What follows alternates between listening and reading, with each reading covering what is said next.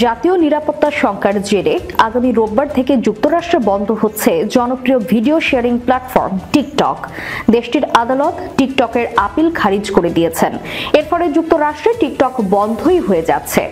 প্রতিবেদনে লন্ডন ভিত্তিক সংবাদ সংস্থাটি জানিয়েছে, চীনা মালিকানা প্রতিষ্ঠান বাইটডান্সের ভিডিও শেয়ারিং প্ল্যাটফর্ম টিকটককে না বলে দিয়েছেন যুক্তরাষ্ট্রের একটি আদালত। দেশটির প্রায় 170 মিলিয়ন এই অ্যাপটি ব্যবহার করেন। টিকটককে বন্ধের জন্য গত বছরে যুক্তরাষ্ট্রের হাউস অব রিপ্রেজেন্টেটিভসে একটি বিল পাশ হয়। পরে প্রেসিডেন্ট জো বাইডেন বিলটিতে স্বাক্ষর করেন। রায়ে বিচারক বলেন, এতে কোনো সন্দেহ নেই 17 কোটি মার্কিনী টিকটক ব্যবহার করেন। অ্যাপটি মানুষের স্বতন্ত্র অভিব্যক্তি প্রকাশ করে, কিন্তু অ্যাপটির তথ্য সংরক্ষণ নিয়ে চিন্তায় কংগ্রেস এটি বন্ধ করেছে।